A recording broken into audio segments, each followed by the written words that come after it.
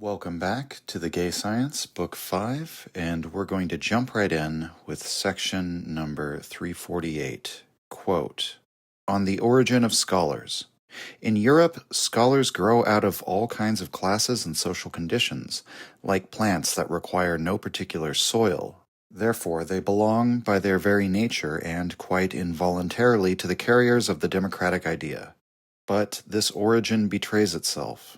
Once one has trained one's eyes to recognize in a scholarly treatise the scholar's intellectual idiosyncrasy, every scholar has one, and to catch it in the act, one will almost always behold behind this the scholar's prehistory, his family, and especially their occupations and crafts. Where the feeling finds expression, quote, 'Now this has been proved and I am done with it,' it is generally the ancestor in the blood and instinct of the scholar who approves, from this point of view, the finished job. The faith in a proof is merely a symptom of what in a hard-working family has for ages been considered, quote, 'good workmanship.' One example, when the sons of clerks and office workers of every kind, whose main task it has always been to bring order into diverse materials, to distribute it over different files, and in general to schematize things, become scholars, they manifest a tendency to consider a problem almost as solved when they have merely schematized it. There are philosophers who are fundamentally merely schematizers. For them, the formal aspect of their father's occupation has become content. The talent for classifications, for tables of categories, betrays something. One pays a price for being the child of one's parents." End quote, and I'm going to interject here, even though there's a bit more to the passage. So Nietzsche is working from this idea that someone's background, their family, the occupations that were practiced by their family will actually be inherited genetically. Jean-Baptiste Lamarck is the figure that Nietzsche is largely following here, this idea of inherited abilities or traits or talents. And scientifically speaking, for a long time this idea was dismissed. Now with epigenetics and this idea that you can have sort of latent skills that might be turned on by the environment suggests there might be more of a blend of nature and nurture determining what somebody's going to have an aptitude for. Nietzsche sometimes presents this idea almost as if it's a kind of deterministic idea. And that, of course, that is quite in keeping with the way that Nietzsche tends to see the human being. He wants to look for a purely naturalistic origin for everything, and this leads him back to biology. It leads him back to physiology. And yes, to psychology, but psychology becomes a sort of a reflection of one's physiology, of the aptitudes and the motivations and the instincts that one has within their body. Now, on the other hand, a purely deterministic view of the human being could be disputed from within the framework of even Nietzsche's philosophy itself. Because on the one level, Nietzsche can view everything in terms of determinism, or causalism, as he sometimes puts it. But there's a great note in Will to Power where he's showing sort of two different levels to two different ideas or doctrines that are part of his philosophy. So on the one level, you have will to power. Everything can be explained by will to power. On the second level, there is no will.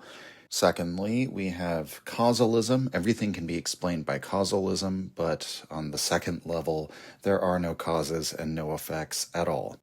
For my part, I would say it's not terribly important that we evaluate Nietzsche's scientific veracity. We can leave that question for empirical research. Let's try and look at what he's getting at here. So these scholars, the academics, people who staff the institutions of knowledge, they're unwitting carriers of the democratic idea because they come from all walks of life. It's not terribly important what their ancestors did or what they've been enculturated or trained to do over long generations. We talked a little bit in the episode on Cassirer about the Bildungsbürgers, the middle class of Germany that was coming up in the late 1700s and the 1800s, who was a class that was able to advance themselves purely by intellectual endeavors, by becoming educated, right? This is the birth of the knowledge economy, we might say. And so what is Nietzsche getting at in light of this? Well, all of these scholars have intellectual idiosyncrasies, meaning that The fact that the democratic ideal opens up these opportunities in the knowledge economy for everyone means that people with all sorts of different intellectual tendencies that are replicating the tendencies that they have inherited from the ways of life that they come from are then going to manifest in scholarship within the institutions of knowledge. And so this phrase, now this has been proved and I am done with it. What Nietzsche literally says here is that this is the ancestor of the person who has come up through a line of clerks or office workers that is speaking through him. This is the voice of the clerk who has created the proper filing system, the correct schema, something by which knowledge can be organized in the manner of, say, a filing system. So when Kant creates his table of categories, which Nietzsche alludes to at the end, that is a clerical worker become a philosopher, in so many words.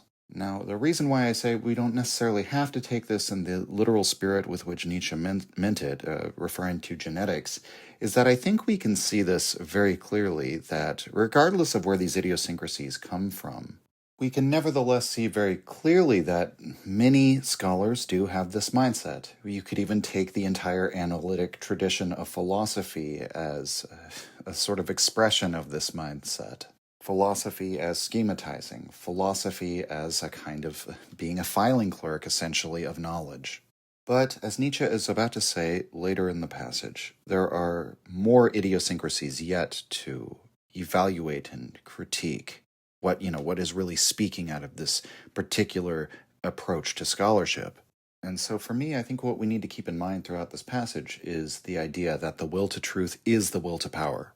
We touched on this issue a bit last time, but the idea that the will to truth can never be conceived as this detached process, as though we're simply computers, as though we're simply dispassionate machines for crunching the numbers, for producing schemata of knowledge.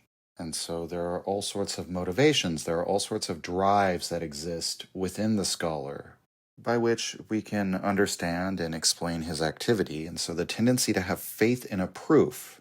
From Nietzsche's perspective, that seems very different from the genuine search for knowledge, the free-spirited search for knowledge, which is comfortable with question marks, for whom there is a kind of joy within the search itself, within the questioning itself, within which that activity is where they derive their feeling of power. If somebody is getting their feeling of power, their feeling of pleasure from saying, there, I proved it, it's done, it's handled. We have clear categories of knowledge now that, you could have two people engaging in the same activity, academic scholarship. One of them could have that desire to have a proof that he can believe in, he can say it's settled. The other could have that desire to take joy within the search, within the critique, within the questioning. And so this is another perennial theme in Nietzsche's writings as well, that the deed itself is open to thousands of interpretations, that something that could appear to be the same action could be motivated by very, very different things. Nevertheless, the true tendencies driving within that person will always appear on the stage, as it were. And so Nietzsche is saying this is one of the ways of recognizing these idiosyncrasies. So let's finish out the passage where Nietzsche discusses more of them. Quote, the son of an advocate will have to be an advocate as a scholar too. He wants above all that his cause should be judged right, and next to that perhaps also that it should be right. The sons of Protestant ministers and school teachers may be recognized by their naive certainty when, as scholars, they consider their cause proved when they have merely stated it with vigor and warmth. They are thoroughly used to being believed, as that was part of their father's job. A Jew, on the other hand, in keeping with the business circles and the past of his people, is least of all used to being believed. Consider Jewish scholars in this light. All of them have a high regard for logic, that is, for compelling agreement by force of reasons. They know with that they are bound to win, even when they encounter race and class prejudices, and where one does not like to believe them. For nothing is more democratic than logic. It is no respecter of persons, and makes no distinction between crooked and straight noses. Incidentally, Europe owes the Jews no small thanks for making people think more logically, and for establishing cleanlier intellectual habits. Nobody more so than the Germans, who are a lamentably unreasonable race, who to this day are still in need of having their heads washed first. Wherever Jews have won influence, they have taught men to make finer distinctions, more rigorous inferences, and to write in a more luminous and cleanly fashion. Their task was ever to bring a people to, quote, listen to reason, end quote. So here we have several points of departure that I think the overall spirit of the passage should be clear by now. A couple of things that are interesting. The sons of Protestant ministers, they might consider their cause proved and they have merely stated it with vigor and warmth. It's interesting that Nietzsche is the son of Protestant ministers. And how often does Nietzsche simply state his case with vigor as opposed to trying to rigorously prove what he's arguing? Now, does he state it with warmth? I mean, oftentimes Nietzsche emphasizes coldness. His words, we are Hyperboreans, right? His words are cold. They are they're outside of the warmth of the city gates, we might say, is the sort of the tenor, if we were to associate that with Nietzsche. So I don't know if he would necessarily say that he states his position warmly, but he certainly states his position with vigor. And so that's very interesting. Is that a Nietzsche making his own confession here? Perhaps. But it's interesting, right? Because it's sort of, to merely state your case with a certain vigor, that reveals something about you. But to try and rigorously prove it with logic, that betrays something else. I mean, here Nietzsche directly associates it with the Jews, and obviously Spinoza is the poster boy for what Nietzsche is talking about here. A high regard for logic, compelling agreement by force of reasons. Every proposition that Spinoza lays out has to follow from the previous ones. He claims that he is proving his argument geometrically. We might recall Nietzsche's critique of Spinoza in Beyond Good and Evil to sort of present his truth clad in mail and mask, this invincible Pallas Athene, that who would dare even approach her and try and combat with her, right?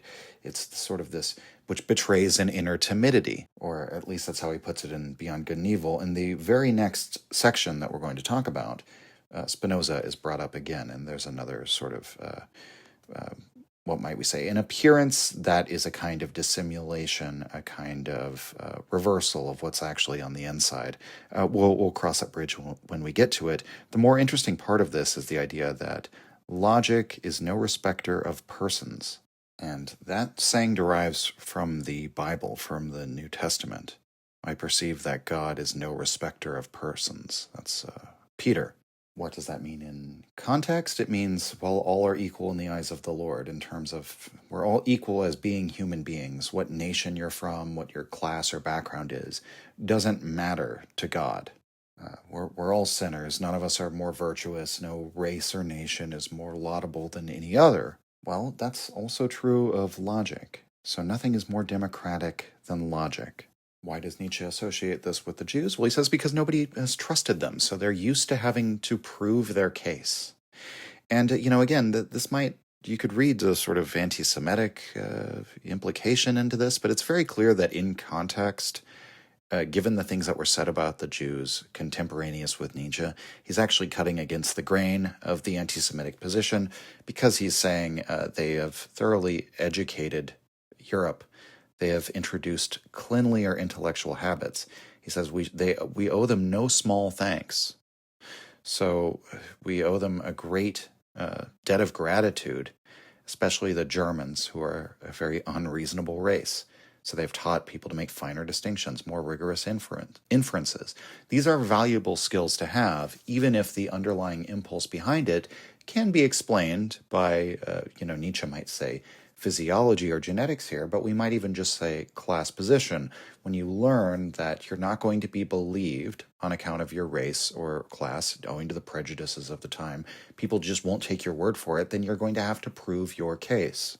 And this relates to many of the remarks that Nietzsche had about Socrates, right? So Socrates, as a Greek within the Greek society, nevertheless a man of the lower classes, he has to use the weapon of dialectics. The knife thrust of the syllogism is the only thing available to the people of the lower classes whose word is not taken for true. That's one of the sort of presuppositions of the Greek nobles, that we are the truthful and the common people are not trustworthy. And so Socrates has to make his arguments. Nietzsche says having to give reasons, having to explain yourself is always seen as a sign of weakness. Socrates takes that sign of weakness and turns it into a strength. He uses dialectics to intellectually dominate others, to make dialectics into an arena of agonistics, the Greek competition, the social competition that's always going on. He opens up the dialectic as an arena of competition, we might say. But just to relate back to what I was saying before, so, this type of person, owing to their idiosyncrasy, thinks they can just state something with vigor and warmth. Well, all that is a revelation of who they are. But the same could be said of somebody who tries to rigorously prove their arguments. That also says something about who they are. And you might ask, well, what is the proper intellectual operation that I should follow to not just be accused of following from my own tendencies, my own idiosyncrasies? And that kind of question would be a mistake from the very beginning, because you would be asking for a view from nowhere, or for an intellectual approach that comes out of nowhere. And so let's go to 349. Once more, the origin of scholars, so mostly a continuation of this passage. Quote, "The wish to preserve oneself is the symptom of a condition of distress, of a limitation of the really fundamental instinct of life which aims at the expansion of power, and, wishing for that, frequently risks and even sacrifices self-preservation. It should be considered symptomatic when some philosophers, for example Spinoza, who was consumptive, considered the instinct of self-preservation decisive and had to see it that way, for they were individuals in conditions of distress. That our modern natural sciences have become so thoroughly entangled in this Spinozistic dogma, most recently and worst of all Darwinism, with its incomprehensibly one-sided doctrine of the struggle for existence, is probably due to the origins of most natural scientists. In this respect, they belong to the, quote, common people. Their ancestors were poor and undistinguished people who knew the difficulties of survival only too well at first hand. The whole of English Darwinism breathes something like the musty air of English overpopulation, like the smell of the distress and overcrowding of small people. But a natural scientist should come out of his human nook, and in nature it is not conditions of distress that are dominant, but overflow and squandering, even to the point of absurdity. The struggle for existence is only an exception, a temporary restriction of the will to life. The great and small struggle always revolves around superiority, around growth and expansion, around power, in accordance with the will to power, which is the will to life." End quote. So this passage is very important because you could draw several parallels to passages in Beyond Good and Evil. Again, remember what we talked about last time. This is written after Beyond Good and Evil. Many of these passages read like they could be in Beyond Good and Evil, and Nietzsche even said, Book 5 that I've written for the gay science perhaps would be better in better company, or it would be better included as an addition to Beyond Good and Evil rather than an addition to the gay science. But ultimately, the reason why he writes Book 5 of the Gay Science is to include the kinds of ideas that came into his milieu, into his corpus, after that point, after Zarathustra, that weren't really present in the gay science. And the main one is the will to power. And so here we have a sort of reiteration of that passage from Beyond Good and Evil, I believe it's 19, that what a living organism wants is to discharge its strength, and that self-preservation is merely a common side effect of this. Now, is Nietzsche saying that self-preservation doesn't in any way characterize the realities of evolution or of organic life? No, he's saying the Darwinist view is incomprehensibly one-sided. Nietzsche's account of the will to power as the explanatory principle actually does allow for self-preservation, but he says it's an exception, a temporary restriction on the will to life, which is the will to power. And so it always revolves around, what does he say, superiority, around growth and expansion, around power. So what do forms of organic life do? Well, what are they? They're forces. They're an organic type of force. Everything could be explained in terms of force. What do forces do? Well, they push and push and push until they hit an unstoppable or an immovable object, essentially, right? And so life can't be understood strictly through self-preservation, because what do life forms do? They're always having to be pushed out of themselves. They're not like inanimate objects, which can just be themselves, I suppose. Even then, there's all sorts of, on the grand time scale, even the mountains will be worn down to dust, right? Tectonic plates shift, continents, fall into the sea. All of these things that seem rather permanent, even these are fleeting. But if we're looking at something like a mountain, the mountain doesn't really need to do anything to hold its shape. The organic life form, however, for one, needs to find nourishment. So it has to be pushed out beyond itself in that way. It has to take in things. It has to absorb things that are not part of itself.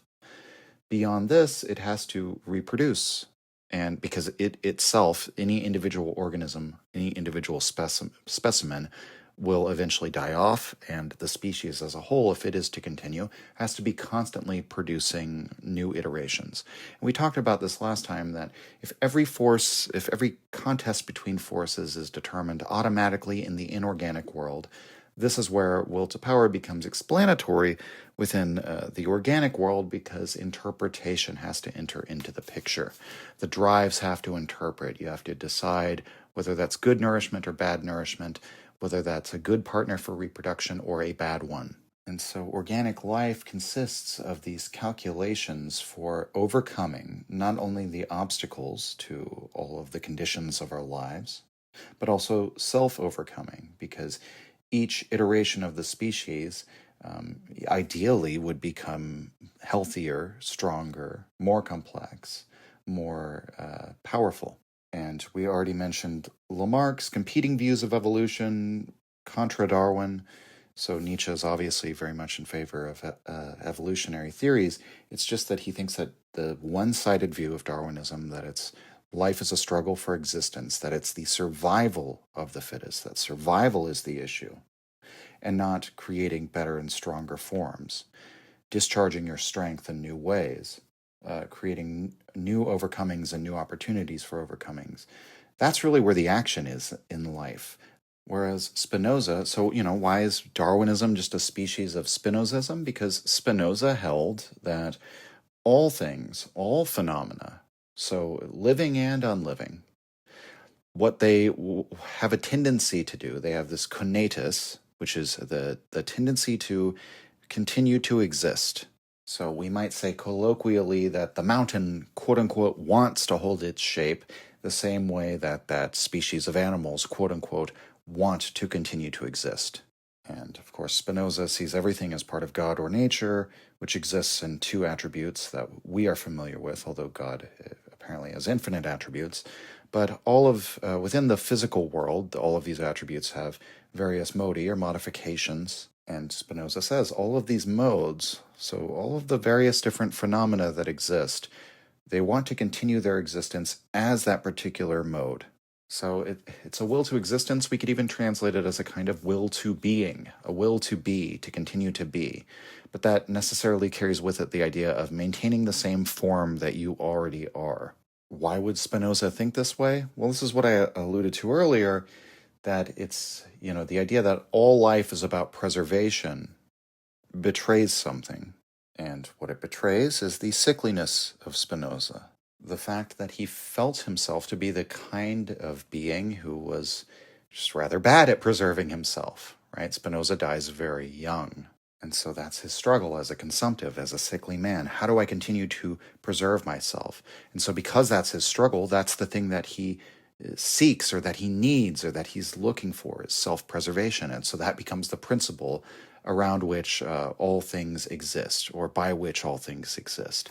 And this is carried over into Darwinism with its idea of the struggle for existence. Why would that be? Why would that come out in Darwin? Well, Darwin is an Englishman, and England is this overcrowded, dirty little island full of common rabble who, he says, what the smell and distress and the overcrowding of small people, that's what comes through to us in English Darwinism. When the kind of people who would view life as a struggle for existence are those for whom life has always been such a struggle for existence, a struggle for the feeding ground, whereas that would not be the repeated experience of an aristocrat or just people who aren't clustered into overcrowded cities, right? A nomad or a farmer or a career soldier, any number of other ways of life might produce a different way of viewing the world, a different sort of fundamental principle for understanding the world and understanding life. And so the fact that Darwinism has taken hold in the academy, which is really just a new form of Spinozism, reveals the weakness and smallness and common origin of all of these scholars.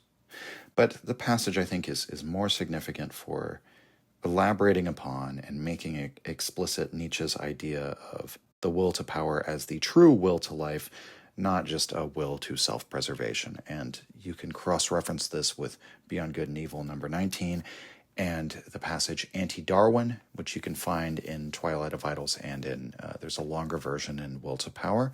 And around that section in Will to Power, there are many notes collected where Nietzsche gives his critiques of Darwinism. And one of those is actually, it could be read as somewhat contradictory with what Nietzsche says here, where he says the struggle for existence is only an exception, a temporary restriction on the will to life. And a lot of his unpublished material against Darwinism, he says that actually the problem is more so that the species that predominate do not become stronger and fitter and healthier. They create these mediocre carbon copy individual specimens, right? So ants, bees, lemmings, whatever you want to say. They're mostly pretty similar to one another. They don't have the health of the species doesn't rest on the strength and individuality of particular iterations of it. It's sort of just creates, it's like, we might think of sea turtles where they spawn way more sea turtles than they actually need, because they just, saturate the beach with as many of them as, can run across the beach. Most of them will get eaten, but that's just fine, right? Because they, some of them will make it, and those ones will continue the species. The unfortunate reality, Nietzsche says, is that this is what life ends up consisting of, what most forms of life end up consisting of, just a bunch of carbon copies. And so that would seem to be a tension here where he says that it's the struggle for existence is only an exception. There are times where he suggests the struggle for existence is actually the norm, and that's bad, actually. And that he actually says that sickness, that weakness, that, just unremarkableness, whatever is gregarious, that is the norm. And that health is kind of the exception. And whereas here he says, well, that weakness is the exception. The norm is the will to power. Of course, even the will to self-preservation is still the will to power, but you know what I mean. The struggle for existence is an exception in the ways in which will to power is expressed, which is normally expressed as in terms of the search for superiority, overcoming growth and expansion. So which one is the norm, which one is the exception? Nietzsche's thought wavers on this, and in different contexts, he gives different answers. If I were to venture a potential way to square this circle, perhaps we could look at it this way. Nietzsche suggests that the weak often overthrow the strong in the long term because of the very dynamics that we've been discussing.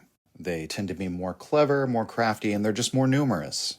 And so perhaps something that begins as an exception when the world is understood through will to power as forces that will push as far as they can to overcome anything, within organic life itself, when error becomes possible because interpretation is needed, perhaps this error begins to spread almost like a kind of virus and eventually does become the rule. Sickness becomes the rule in organic life, which in a way affirms Darwinistic principles but says that's bad, actually, in a way. Or that simply that Nietzsche's view of evolution based on will to power, perhaps we could hold a kind of faith, perhaps it's part and parcel or akin to the faith in the overman, that eventually a healthier form of the will to power will take hold. It's also very interesting to think about this in the way that Deleuze breaks down active and reactive forces, that the reactive forces don't triumph by comprising a greater force, but by separating the active force from what it can do. And so in this way, we might look at the weak and gregarious and sickly forms of life as those reactive forces that go around and sort of disarm everything that's healthy and powerful about life. Because the weak have this ability to triumph over the strong, not because they're actually stronger, quote unquote, but because they have this, again, ability to disarm. That's all rather abstract. Again, if you want to concretize it, just think of the various forms of life in which the gregarious, the carbon copy type is the norm. It may seem strange to make a value judgment about that, to make a value judgment about the way that ants have chosen to arrange their societies, if we may call them that. But as we discussed last time, Nietzsche thinks the entire raison d'etre of consciousness, to the extent that there is one, in a way where we are fixing consciousness with this reason for being ourselves, in a way. So even this is arbitrary, but the reason that he gives for it is this ability to consciously make valuations, to make rank orderings, right? So we can even do this with the various different forms of organic life that have been created. And indeed we do all the time, right? People often speak of, insect forms of life as if they're disgusting beneath them. What's that famous quote from Nietzsche? If you crush a cockroach, you're a hero. Just kidding, guys. But I think you see what I mean here. That for those who are unfamiliar, that's a very popular fake Nietzsche quote that's become something of a meme. So yeah, I think I've gotten the point across here. Let's move on to number 350. Quote, in honor of the homines religiosae, the fight against the church is certainly, among other things, for it means many things, also the fight of the more common, merrier, more familiar, ingenuous, and superficial type against the dominion of the graver, deeper, more meditative, that is, more evil and suspicious human beings, who brood with an enduring suspicion about the value of existence and also about their own value. The common instinct of the people, their sensuous jollity, their good heart rebelled against them. The entire Roman Church rests upon a southern suspicion about the nature of man, and this is always misunderstood in the North. The European South has inherited this suspicion from the depths of the Orient, from primeval and mysterious Asia and its contemplation. Protestantism already is a people's rebellion for the benefit of the ingenuous, guileless, and superficial. The North has always been more good-natured and shallower than the South. But it was only the French Revolution that actually and solemnly placed the scepter in the hands of the, quote, good human being, the sheep, the ass, the goose, and all who are incurably shallow squallers, ripe for the nut house of, quote, modern ideas, end quote. And so here, this is another passage where it can be read as somewhat contradictory with things that Nietzsche has said in the past. Namely, the rigorous logicizing tendencies of the Northern European that come to the fore during the Lutheran Reformation and then the entire the various strands of Protestantism that emerge into being in Europe following from this. Within this very book, and a few of the earlier chapters, Nietzsche has associated the North with this fervor for truth-seeking, which might be seen as part and parcel with the moral skepticism of Christianity. This looking within oneself, this sort of almost torturous interiority that is, in a way, brought to the forefront by the fact that the Christianity and the church become two separate things. So the worldly power of Christianity, its institutional instantiation, becomes distinct from the experience of Christianity, the experience of the religion that happens within. And Nietzsche says there's an awakening of honesty in both the South and the North, that within the North, there's a kind of demand for coherence. There's a demand for everything to be accounted for. There's a demand for a kind of Christianity in which there are not these contradictions, logical or, more importantly, moral contradictions or theological contradictions. In other words, no hypocrisy. None of this do as I say, not as I do type of teaching. And, eventually this does create some very rigorous, hard-line versions of Christianity. Calvinism would be one of those, right? In America, our most extreme churches, the ones that are most literalist and fundamentalist, are Protestant. But, this entire passage, 350 here, that we're looking at in honor of the homines religiosi. So, for one, Nietzsche is honoring the religious type, which is very interesting because normally, you could fill boatloads with all of the criticism towards the religious type within Nietzsche's oeuvre. So, Nietzsche's not afraid to. I think this kind of contradiction here is much less troublesome than the one that we just discussed in 349, because Nietzsche likes looking at different sides of these developments, right? So, with all of that in mind, of everything I just said, you can nevertheless look at the Protestant Reformation another way, right? You can look at it as a people's rebellion for the benefit of, what does he say, the ingenuous, the guileless, and the superficial. So, simple, common folk, superficial, so guileless, right? People who have no capacity for scheming or deception or, putting up a false front in order to advance themselves. People who are ingenuous, so they're just authentically who they are. You look at them on the surface and you've seen the whole person, right? This is oftentimes how we talk about, sort of ordinary, down-to-earth, salt of the earth type common people. That Protestantism is a people's rebellion for them. Why is it to their benefit? Well, because now every man is his own interpreter of Scripture. And so while Northern Protestant tendencies often incline towards these very rigorous, coherence-seeking types of interpretations of Christianity that ultimately culminate in, biblical fundamentalism and all of these things, ultimately, the very nature of Protestantism is that those movements can't characterize the entire breadth of what Protestantism means, because ultimately it can't establish any sort of parallel to the Catholic Church. There can be no Protestant version of the Catholic Church, because they're no longer seeking Catholicity in this way of, we're going to have one institution, one church that covers the whole of Christianity. Ultimately, it's up to each person, each individual believer, to discern what is true and to figure out the correct theology for himself. And that can be good enough for him. There's no expectation of finding a new Catholicity based on it's not a question of whether the old church had the wrong doctrines. We need to establish a new universal church with the right doctrines, because ultimately your salvation doesn't come from following the doctrines of a church. It comes from your own faith and your own understanding, affirming the correct belief that you have to come to on your own. But there's a sort of another undertone to this passage, right? Where we're talking about guile, but also the superficial type against the dominion of graver, deeper, more meditative, that is more evil and suspicious beings. So there's this idea that when the church is contained within a worldly power, it becomes an arena for power struggles.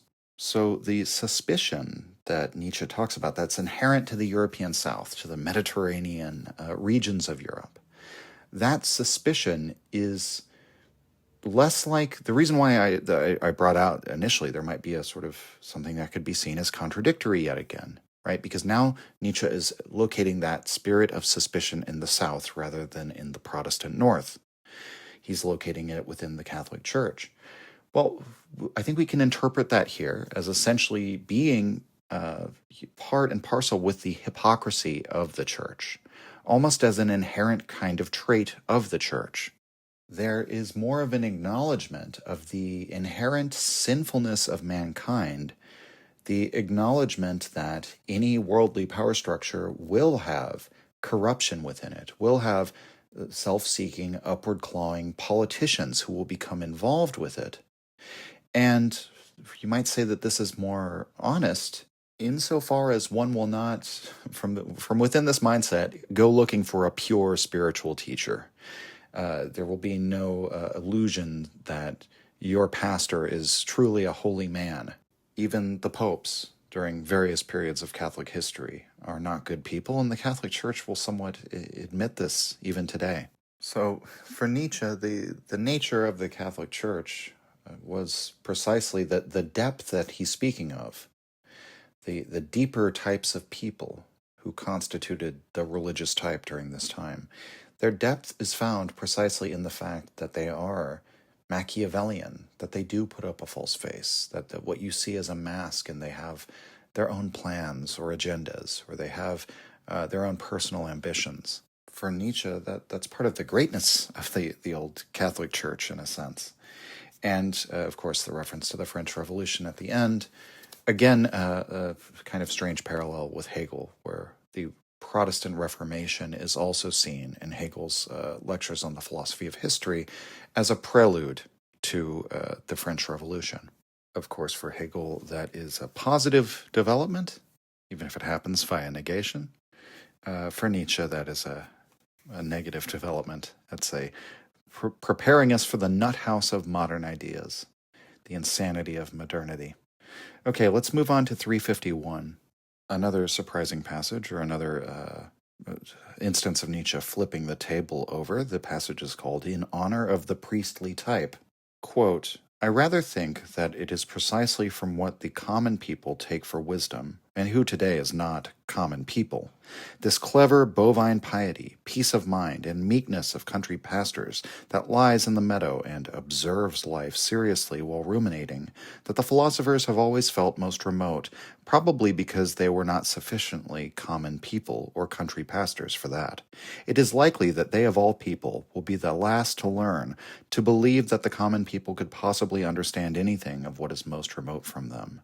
The great passion of the seeker after knowledge, who lives and must live continually in the thundercloud of the highest problems and the heaviest responsibilities, by no means as an observer, outside, indifferent, secure, and objective. The common people revere an altogether different human type when they construct their ideal of, quote, the sage, and they are amply entitled to lavish the best words and honors on this type, namely the mild, serious, and simple-minded, chaste, priestly type, and what is related to it. When the common people stand in awe of wisdom, their praise is intended for this type. And to whom would the common people have more reason to show gratitude than these men who belong to them and come from among them, but as men who are consecrated, selected, and sacrificed for the welfare of the common people? They themselves believe that they are being sacrificed to God. It is to these men that the common people can spill their hearts with impunity. To them one can get rid of one's secrets, worries, and worse matters. For as a human being, quote, communicates himself, he gets rid of himself. And when one has confessed, one forgets. It is a deep need that commands this. For the filth of the soul also requires sewers with pure and purifying waters in them. It requires rapid streams of love and strong, humble, pure hearts who are willing to perform such a service of non-public hygiene, sacrificing themselves, for this does involve a sacrifice, and a priest is and remains a human sacrifice. The common people attribute wisdom to such serious men of faith who have become quiet, meaning that they have acquired knowledge and are, quote, certain, compared to one's own uncertainty. Who would want to deny them this word and this reverence? But it is also fair, conversely, when philosophers consider priests as still, quote, common people, and not men of knowledge, above all because they simply do not believe in any, quote, men of knowledge. In this belief, or rather superstition, they smell the common people. It was modesty that invented the word philosopher in Greece, and left the magnificent overweening presumption in calling oneself wise to the actors of the spirit, the modesty of such monsters of pride and sovereignty as Pythagoras and Plato. End quote. So this is actually a rather interesting passage. On the one hand, just to go through the basic point, the overall thrust of the title, it's in honor of the priestly type, but he's being honored as being a sewer for the filth of the soul, which is a kind of self-sacrifice, taking in all the filth of the common people. And a concrete example that's drawn out in this passage would be confession. Nietzsche is honoring the social utility of confession, and I've brought this up before, but there's a difference between modern conception of therapy, where that's how you deal with all of your psychological gunk, and the confession where you confess it all, and then, as Nietzsche says, you're allowed to forget. The priest says, say 5 Hail Marys, the matter is settled. So the priest becomes a kind of receptacle for all of your sin, all of the things that you're ashamed of, all of the worst aspects of yourself. But for the priest, this becomes a kind of self-sacrifice. The priest, even today, is a kind of human sacrifice. And it's interesting because this is another kind of different angle. This is the same year that Genealogy of Morals is written. And there are similarities and differences to the way that the priest is described there, to the way that the priest is described here. The similarity would be that all of the pathologies that characterize the common people for Nietzsche, the phrase that he invokes throughout, it's a translation of Volk. So whenever he says common people in this passage, he's saying the Volk, the folk. The reason why the priest can become their shepherd, the new aristocracy that competes with the knightly aristocracies, is precisely because the priests are characterized by the exact same pathologies of resentment and the bad conscience.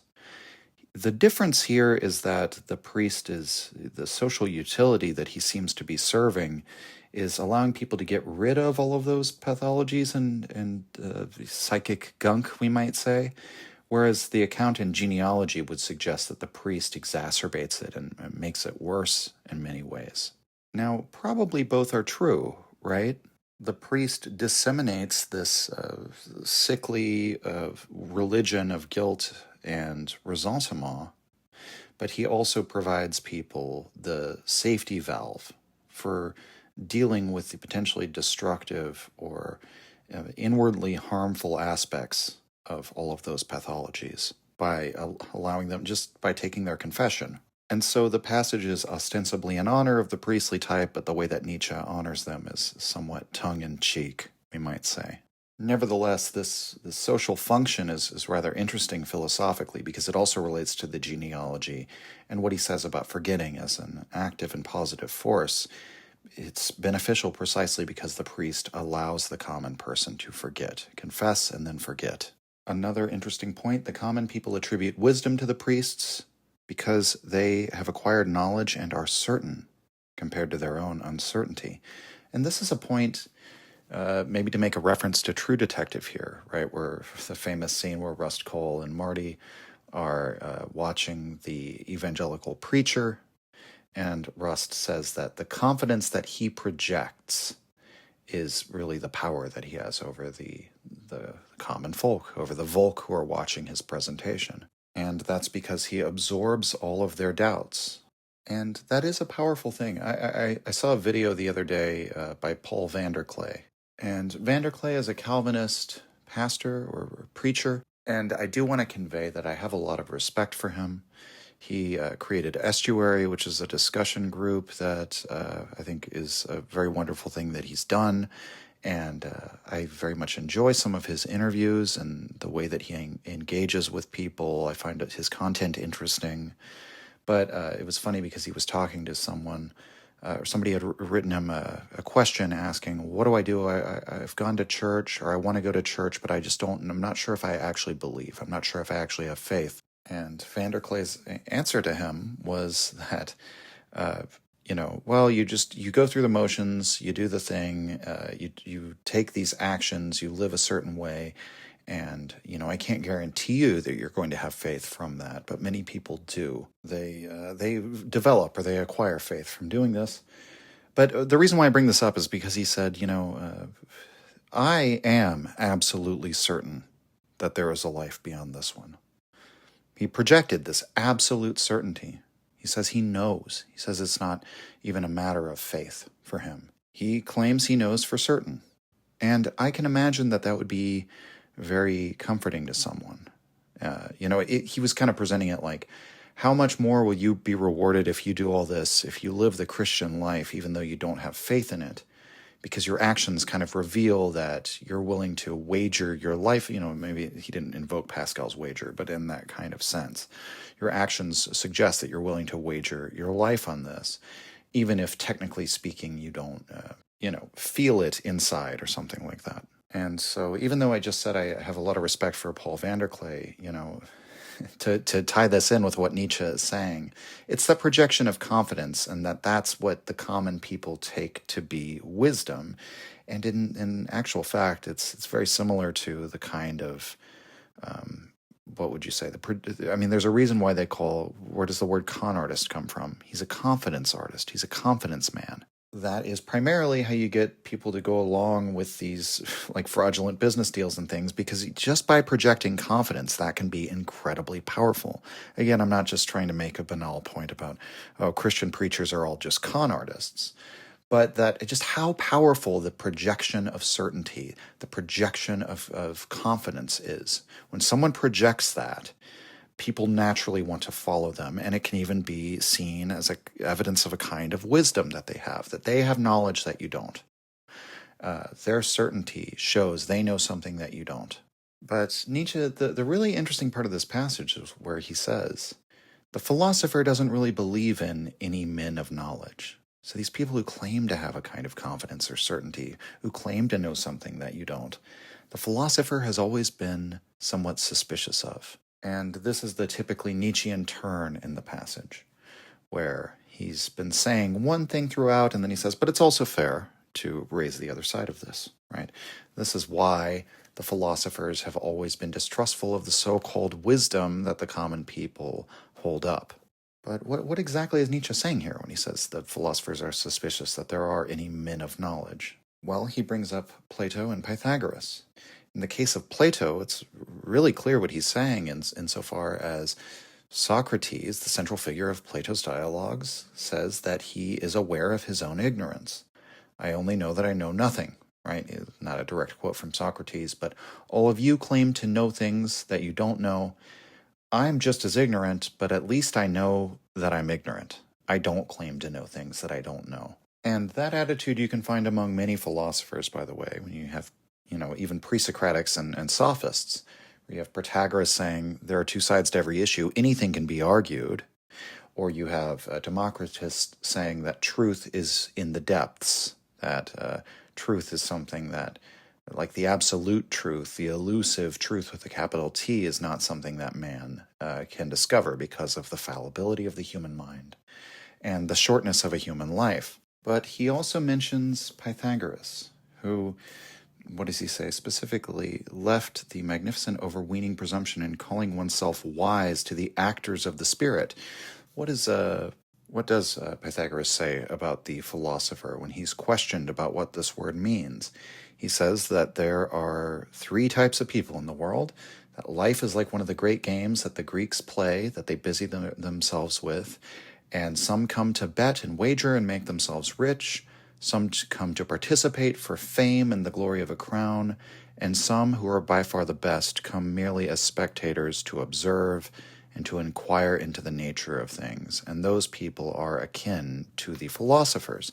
The philosopher is an observer who stands aside and watches. So what does it mean when the philosopher, who is literally called the lover of wisdom, leaves the title of being wise to the actors of the spirit, right? To those who are going to take action, to those who are going to posture themselves, who are after fame or after recognition, or who want to be, like there's this sense in this passage that those who want to be regarded as wise, who want to be regarded as men of knowledge, there's something common about that, quote unquote, because of the very factor of recognition. And the philosopher is simply too modest for that. It was modesty that created the word philosopher. I am he who stands aside. I am he who doesn't participate. I am he who doesn't think himself wise, but rather thinks himself ignorant. I'm just a dumbfounded spectator. Now, to be honest, this passage, because of that, this point that Nietzsche's making, it doesn't really work for me because he does admit, right, the modesty of such monsters of pride and sovereignty. So that modesty is kind of a false front in a way. It's the modesty of someone who says, I am the most humble person you'll ever meet, right? It's kind of a brag, or, we even have a term for it now in modern slang, the humble brag. So I'm so aware of my own ignorance that it makes me, in a way, less ignorant than you, because you're not aware of your own ignorance. But is it true that philosophers actually don't believe in men of knowledge?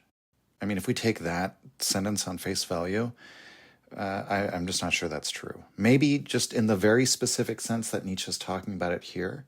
But I think that, really Nietzsche's trying to draw is a distinction between someone who's recognized as a man of knowledge, someone who has become sort of a guru or a sage for the common folk, versus someone who, like Heraclitus, who's entirely individual and solitary in their pursuit of knowledge. What does he say here? The great passion of the seeker after knowledge, who lives and must live continually in the thundercloud of the highest problems and the heaviest responsibilities. So contrasted with the scholar from earlier, who wants things to be proved and then get it over with. The true philosopher, quote unquote, is never, he's not rushing towards an ending. He knows there is no ending. This is something that his search for truth, he's going to wrestle with. These highest problems and heaviest responsibilities aren't something that he's going to simply solve and have done with. And there's something that, moreover, he has a passion for. It's not a matter of disinterest. It's not a mere issue of like a logistical problem that a filing clerk could solve through a new, schema of organization.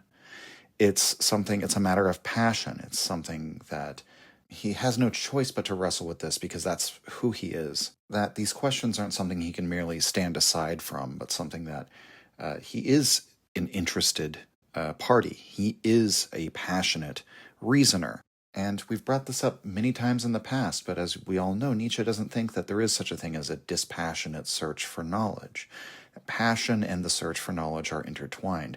And so you would actually expect, if we follow through this Nietzschean theory of the pursuit of knowledge through to its ultimate conclusions, the person who is most engaged in the pursuit of knowledge will be the most passionate about it. And the person who's most dispassionate will find nothing. His pursuit of knowledge is sort of dead on arrival. But he says, therefore, he's not by any means an observer who's outside, indifferent, secure, and objective. He's not objective about his pursuit of knowledge. But the fact that he says he's by no means an observer, right? Only to invoke Pythagoras at the end of the passage and Plato as these people who, put forward the idea of the philosopher. Well, Pythagoras specifically says that the philosopher is an observer, is someone who stands aside, someone who merely spectates.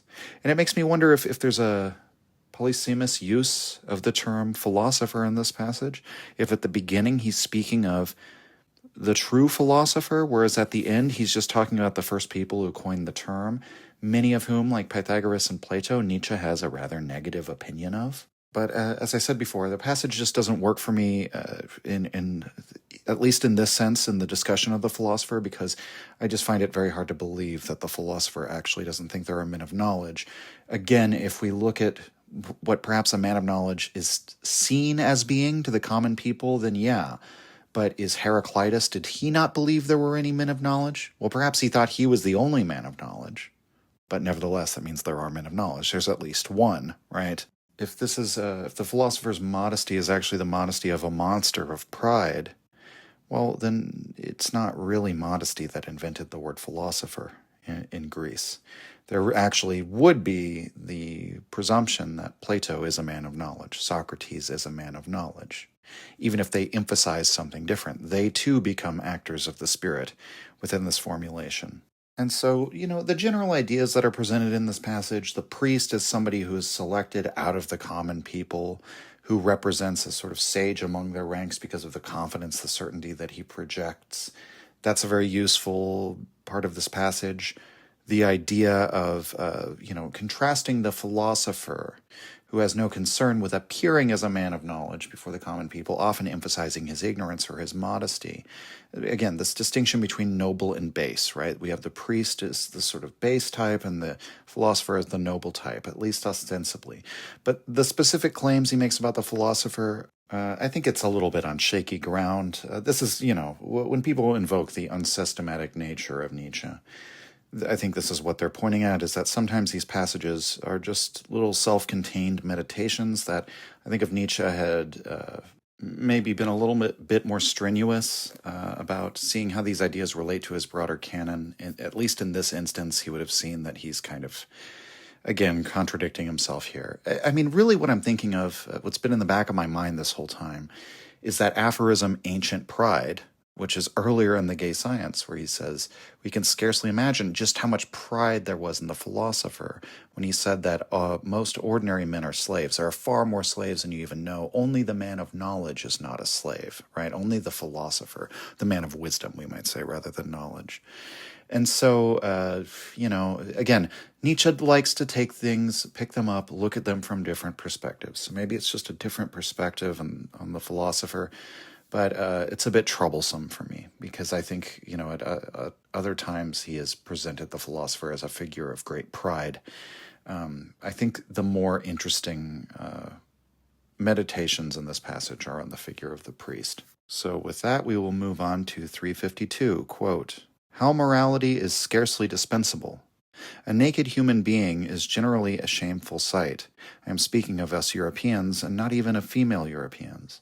Suppose that owing to some magician's malice, the most cheerful company at table suddenly saw itself disrobed and undressed. I believe that not only their cheerfulness would vanish, and that the strongest appetite would be discouraged, it seems that we Europeans simply cannot dispense with that masquerade which one calls clothes. Now consider the way, quote, moral man is dressed up, how he is veiled behind moral formulas and concepts of decency, the way our actions are benevolently concealed by the concepts of duty, virtue, sense of community, honorableness, self-denial. Should the reasons for all this not be equally good? I am not suggesting that all this is meant to mask human malice and villainy, the wild animal in us. My idea is, on the contrary, that it is precisely as tame animals that we are a shameful sight and in need of the moral disguise, that the, quote, inner man in Europe is not by a long shot bad enough to show himself without shame or to be beautiful.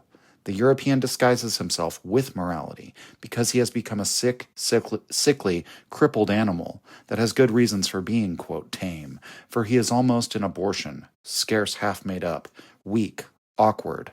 It is not the ferocity of the beast of prey that requires a moral disguise, but the herd animal with its profound mediocrity, timidity, and boredom with itself. With morality, the European dresses up, let us confess it, to look nobler, more important, more respectable, quote, divine, end quote. And compared to many of the other passages that we've looked at thus far, this is actually one of the most straightforward. Morality is not a mask for our beastliness, but for our tameness. And, one of the popular interpretations of Nietzsche, which is not entirely incorrect, that the way we should look at morality from the perspective of Nietzsche's will to power is that all of the acts that we christen as moral are really just, actions that we're taking out of personal ambitions or power-seeking motivations. Again, not entirely incorrect of Nietzsche's view, but the angle of it he's presenting here is quite the opposite, that actually morality is a post hoc rationalization or justification of actions that are not necessarily power-seeking or self-seeking. They may even be self-abnegating. They may even be actions that we might interpret as humble, but that Nietzsche would say morality is our apologia for that. Why would we need an apologia for that? Well, because, in fact, from an amoral point of view, all of those actions or those attitudes would be expressions of weakness or sickliness, weariness, as he puts it here. It is not as though we are afraid to fight and conquer. It's that we consider it immoral to do so. That, in fact, much of the work of morality ends up being a celebration, a sanctification of the way of life that we already hold, rather than a rationalization for actions or behaviors that don't fit within that moral framework, right? It's not as though the morality is hiding something which is actually its opposite. It's that morality is the conscious articulation of why the things that if we were already going to do anyway are the best and most moral and the ideal things to do, the ideal ways to behave. So all of the sort of prejudices of modern society, all of the habits of modern society, the moral habits, the tendencies in thought, we attribute these to the advancements in morality of modern day society, right? Because we are, of course, the most moral time, as virtually every time thinks of itself in those terms. Or rather, there is always a for and against in pretty much every era. Those who say, wow, we've never been more enlightened than this, and other people who say, no, this is a depraved, horrible time to be alive. It seems there's always, enlightenment and counter-enlightenment figures and so on and so forth, but that's neither here nor there. Essentially, yes, that we've talked about this before throughout the gay science, right? That Nietzsche sees morality in these terms, as a sort of celebration of whatever gives you the highest feelings, or a group of people, a community. So where does this particular community find its highest feelings, its notion of the sacred? What does it consider profane or taboo?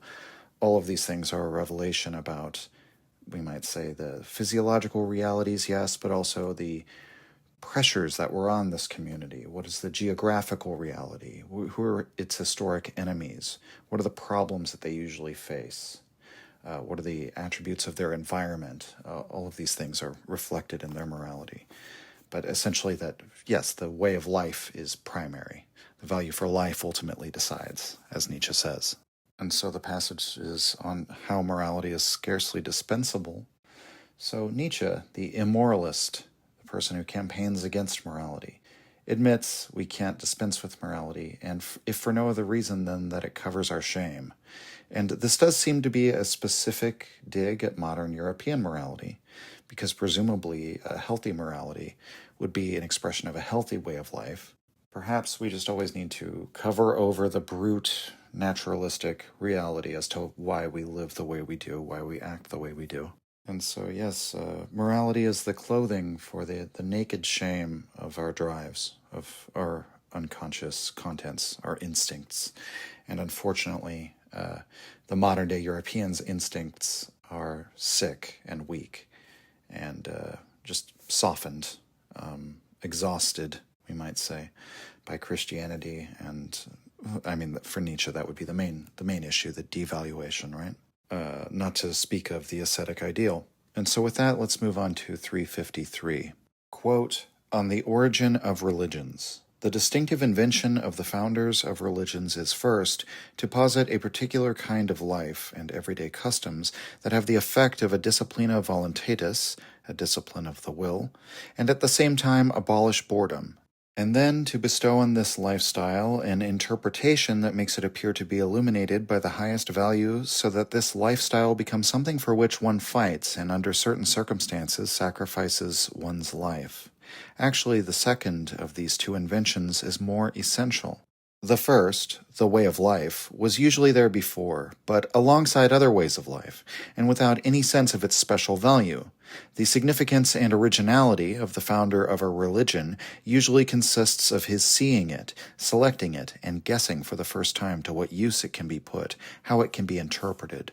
Jesus, or Paul, for example, found how small people lived in the Roman province. A modest, virtuous, pinched life. He offered an exegesis. He read the highest meaning and value into it.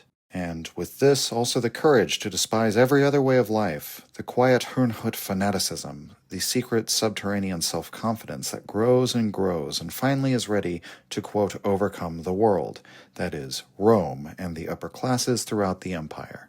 Buddha likewise found a human type, in his case scattered through all classes and social strata of his people, that was good and good-natured from inertia, and above all inoffensive. Also from inertia, this type lived abstinently, almost without needs. He understood how such a human type must inevitably roll, with its whole vis inertiae, into a faith that promises to prevent the recurrence of terrestrial troubles, meaning work and action in general. To understand that was his genius. To become the founder of a religion, one must be psychologically infallible in one's knowledge of a certain average type of souls who have not yet recognized that they belong together. It is he that brings them together. The founding of a religion, therefore, always becomes a long festival of recognition." End quote. So, a couple interesting things here. Yet again, the account that Nietzsche gives here of Buddha, like what Buddha did for India, how he created Buddhism, that is similar in some ways and also different from accounts that he gives elsewhere, especially as we see in The Antichrist, Will to Power. Those would be the main sources. But where, he says Buddha found a human type, in this case scattered through all classes and social strata. Well, in Will to Power and in The Antichrist, Nietzsche says Buddhism is an aristocratic religion. He makes this very clear. He sort of contrasts noble Buddhism with base Christianity. He says that Buddhism is a negative religion, it's a nihilistic religion, it's a decadence religion, but it's a product of the aristocracy, that Buddha was a king, or rather a prince, an heir apparent, and he, rejected that. He left the clan of the Shakyas to go become a spiritual teacher. But we talked about this a little bit before, but Buddhism, Nietzsche essentially sees as it's a religion for people who are exhausted, and it allows them to serenely and stoically accept that state of affairs and to not suffer. It's a people who have become hypersensitive, and thus suffering becomes their main problem. And so the Buddha comes along and teaches them how to relieve that suffering. And he therefore gives them a new sense of power, which such a type of person, an aristocrat of a waning empire, would desire, would be to have power over themselves and their own lot in life. And that's what Buddha tells them. What you have power over is whether or not you suffer. Yes, you can experience the physical sensation, but are you going to mentally suffer from that as well? And then all of these other sources of suffering. It's within your hands to deliver yourself from this suffering. Whereas here what Nietzsche says is he finds a type with scattered through all classes and social strata, so that's different. And he says they're just good-natured from inertia, and also from inertia they live abstinently and without needs. Whereas in the other account, it's almost as if the Buddha is having to teach them abstinence as a cure for their hypersensitivity. And perhaps they're hypersensitive in this way because they have not been abstinent. They haven't been hardened. They've only basically been indulging themselves. Right, that's been the norm for their whole existence, which comes at a time when a civilization is increasingly peaceable, less warlike, more concerned with arts, science, knowledge, and luxury, leisure. So it's a different account here. Yet again, is this a contradiction? Yes, it is. It's also just a different perspective on what Buddhism is. In the context of this passage, he talks about Buddhism and Christianity, Jesus and St. Paul. And he's getting at a different insight, that the founder of a religion is a legislator of values. So he makes a new tablet of values. So he evaluates the values. What does that mean? Well, it doesn't mean creating values ex nihilo. It means identifying, bringing into consciousness what it is that unifies the average type, or the mean, the spirit of their community, their nation, their people. What is it that unites all of them? And that might not be an obvious insight. It might require a legislator of value to identify what that is that's going to bind people together most strongly. Because remember, that's the contained in the name religion of relinking the people together, and that's always been its social utility. So the founder of a religion makes his legislation of value by essentially identifying, working its creation ex materia. He's working with the material of what defines the average type of person within his the group that he's founding the religion amongst. And therefore, the account he gives of, say, Buddha and the creation of Buddhism is quite different in this passage from the way that he talks about it elsewhere, even to the point of almost being contradictory. And since we've seen several passages like that in succession, it leads me to think that Nietzsche is he's doing this at least somewhat intentionally, that he's giving alternate takes from the ones he's given before, even within this same book. Let's go back to what our cheerfulness signifies versus the madman passage at the very beginning of Book 5. It's the same event, but presented in a very different light. We might even say there's no light in the madman passage. It throws kinds of darkness or a shadow on the death of God. Whereas in what our cheerfulness signifies, light is invoked, a new dawn, right? And so it's just presented from a different perspective. It's literally from this character's perspective of the madman before, whereas now we're speaking with the voice of we fearless ones, we immoralists. How are we to interpret the death of God? Why would we be cheerful in regard to it? And so here, speaking on the origin of religions, Nietzsche is reasoning that anyone who would affect a legislation of values that would become popular, that would enter the zeitgeist and be adopted by the collective, would have to do so by appealing to a value that perhaps they knew was there, but didn't have an explicit articulation that this was to be raised to the highest value. And it reflects the way of life they're already living. And so it's interesting that the passage before, we can see how it flows into this one, right? Where morality is our clothing of our shame, right? But it's not masking the opposite of itself. It's sort of just casting a noble sheen on something that was already the physiological reality anyway. And in the case of the modern European morality, something rather sickly and somewhat embarrassing. In this section also, Nietzsche says that the way of life was already there. It already existed. The founder of the religion, his originality consisted in seeing it, selecting it, and guessing for how it could be put to use. And so, but what I'm trying to draw out there is that the way of life was there before. It's an interpretation that it makes it appear illuminated as the highest value. But the way of life pre-exists the moral interpretation. The way of life pre-exists the values on which a religion is based when it's founded. The importance and the significance of the founder is that his is the mind that kind of organizes this, that perceives it and puts it into a system. And even more importantly, the way of life was already there. What does the religion really get them to do? Well, yes, it sanctifies the way of life. So that's very nice. We like to be proud of ourselves and our way of life. We like to valorize what it is that we are. It's very human. But it seems like the action that it motivates is being willing to sacrifice your life for that way of life, right? The religion gives it that kind of sheen. Whereas before, the value, yes, this is the way of life we're already living. The religion sanctifies it and makes it to where there's nothing that you won't sacrifice, that you won't stake on trying to preserve this way of life, if it is indeed holy, if it's sanctioned by the gods, if the fate of your eternal soul depends on this way of life. And so the founder of a religion brings the people together. What's binding them together? It's this mutual existential willingness to sacrifice yourself on behalf of the good of the collective, the ideals of the collective, this kind of abstraction of the spirit of the people that the founder of the religion makes, of its essential character. That kind of abstraction becomes an ideal around which we model society, around which we regulate our impulses within society in accord with that ideal. That's what brings people together, is that we become existentially identified with it, such that that's more important than any one of us on an individual level. And so the founding of a religion, therefore, always becomes a long festival of recognition, recognizing what the impulses are of a people, right? And remember, it's a recognition of impulses. So Jesus and Paul see this impulse to fanaticism and this, fanaticism and subterranean subterranean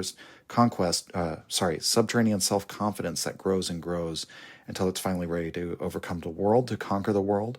So the fanaticism of the simple-minded common people, and that impulse is what's harvested by Jesus and by Paul. But Buddha he uses their inertia that make them abstinent by nature. So it's finding the pre-existent impulses and tendencies, and then you articulate that into a morality. And so with that, let's move on. Next one is going to be a big one, 354, on the genius of the species. And I've talked about this one in a whole episode that I've devoted to this passage. So I would recommend you go look that one up, because this passage is so huge. Obviously, I could talk about it for an hour. I'm just going to read it in full and then give the main points, a sort of super stripped-down version for the purposes of this episode. But there is a more elaborated version that you can find on the channel, and I believe it's just called On the Genius of the Species. So 354, quote, "On the genius of the species, the problem of consciousness, more precisely of becoming conscious of something, confronts us only when we begin to comprehend how we could dispense with it. And now, physiology and the history of animals place us at the beginning of such comprehension. It took them 2 centuries to catch up with Leibniz's suspicion, which soared ahead. For we could think, feel, will, and remember, and we could also act in every sense of that word, and yet none of this would have to, quote, enter our consciousness, as one says, metaphorically. The whole of life would be possible without, as it were, seeing itself in a mirror. Even now, for that matter, by far the greatest portion of our life actually takes place without this mirror effect. And this is true even of our thinking, feeling, and willing life, however offensive this may sound to older philosophers. For what purpose, then, any consciousness at all, when it is, in the main, superfluous? Now, if you are willing to listen to my answer and the perhaps extravagant surmise that it involves, it seems to me as if the subtlety and strength of consciousness always were proportionate to a man's or animal's capacity for communication, and as if this capacity in turn were proportionate to the need for communication. But this last point is not to be understood as if the individual human being, who happens to be a master in communicating and making understandable his needs, must also be most dependent on others in his needs. But it does seem to me as if it were that way when we consider whole races and chains of generations, where need and distress have forced men for a long time to communicate and to understand each other quickly and subtly. The ultimate result is an excess of this strength and art of communication, as it were a capacity that has gradually been accumulated and now waits for an heir who might squander it. Those who are called artists are these heirs. So are orators, preachers, writers, all of them people who always come at the end of a long chain, late born, every one of them in the best sense of that word, and, as I have said, by their nature, squanderers. Supposing that this observation is correct, I may now proceed to the surmise that consciousness has developed only under the pressure of the need for communication, that from the start it was needed and useful only between human beings, particularly between those who commanded and those who obeyed, and that it also developed only in proportion to the degree of this utility. Consciousness is really only a net of communication between human beings. It is only as such that it had to develop. A solitary human being who lived like a beast of prey would not have needed it. That our actions, thoughts, feelings, and movements enter our consciousness, at least a part of them, that is the result of a must that for a terribly long time lorded it over man. As the most endangered animal, he needed help and protection. He needed his peers. He had to learn to express his distress and to make himself understood. And for all of this, he needed consciousness. First of all, he needed to know himself, what distressed him. He needed to know how he felt. He needed to know what he thought. For to say it once more, man, like every living being, thinks continually without knowing it. The thinking that rises to consciousness is only the smallest part of all this, the most superficial and worst part, for only this conscious thinking takes the form of words, which is to say signs of communication, and this fact uncovers the origin of consciousness.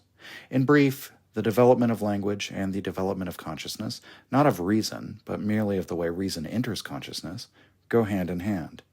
Add to this that not only language serves as a bridge between human beings, but also a mean, a pressure, a gesture, the emergence of our sense impressions into our consciousness, the ability to fix them and, as it were, exhibit them externally, increased proportionately with the need to communicate them to others by means of signs. The human being inventing signs is at the same time the human being who becomes ever more keenly conscious of himself. It was only as a social animal that man acquired self-consciousness, which he still is in the process of doing more and more. My idea is, as you see, that consciousness does not really belong to man's individual existence, but rather to his social or herd nature. That, as follows from this, it has developed subtly only insofar as this is required by social or herd utility. Consequently, given the best will in the world to understand ourselves as individually as possible, to know ourselves, each of us will always succeed in becoming conscious only of what is not individual but, quote, average. Our thoughts themselves are continually governed by the character of consciousness, by the, quote, genius of the species that commands it, and translated back into the perspective of the herd. Fundamentally, all our actions are altogether incomparably personal, unique, and infinitely individual. There is no doubt of that. But as soon as we translate them into consciousness, they no longer seem to be. This is the essence of phenomenalism and perspectivism as I understand them. Owing to the nature of animal consciousness, the world of which we can become conscious is only a surface and sign world, a world that is made common and meaner. Whatever becomes conscious becomes, by the same token, shallow, thin, relatively stupid, general, sign, herd signal. All becoming conscious involves a great and thorough corruption, falsification, reduction to superficialities, and generalization. Ultimately, the growth of consciousness becomes a danger, and anyone who lives among the most conscious Europeans even knows that it is a disease. You will guess that it is not the opposition of subject and object that concerns me here. This distinction I leave to the epistemologists who have become entangled in the snares of grammar, the metaphysics of the people. It is even less the opposition of thing in itself and appearance, for we do not know nearly enough to be entitled to any such distinction. We simply lack any organ for knowledge. For truth, we know, or believe or imagine, just as much as may be useful in the interests of the human herd, the species.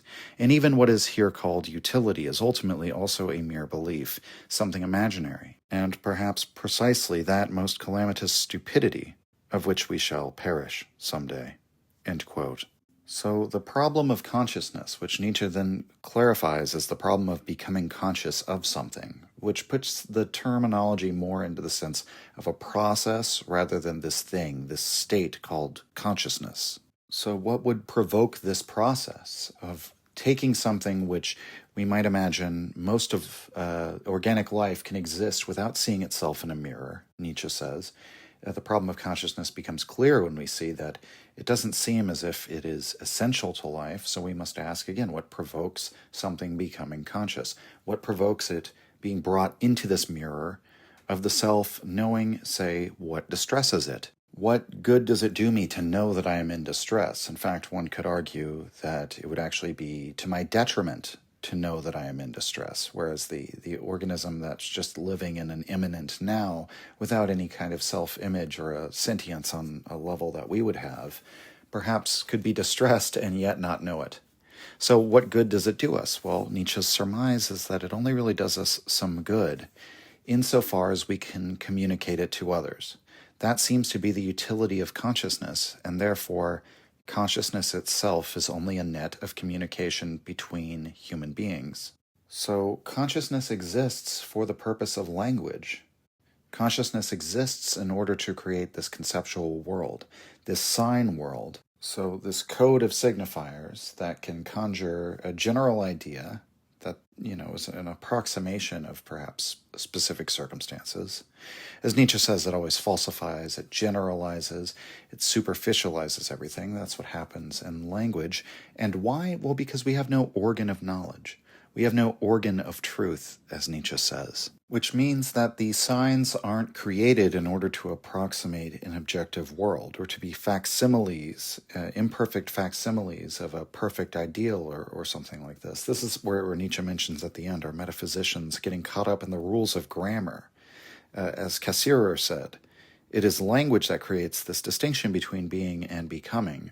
So if the signs aren't this way of modeling reality, then what are they really? And Nietzsche thinks we should look to what role they're actually playing, why life would have created this innovation. Consciousness is created for the purposes of communication. Communication is valuable precisely because it makes these generalizations, precisely because it can be understood by the greatest number. The understanding that we're talking about here isn't penetrating into the depths of things, into the thing in itself.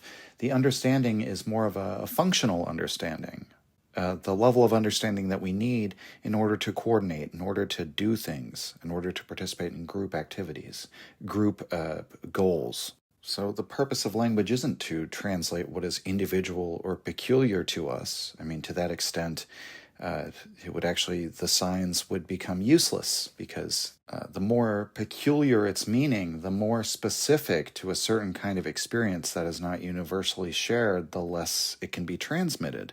And so what comes into consciousness is not individual, but whatever is average.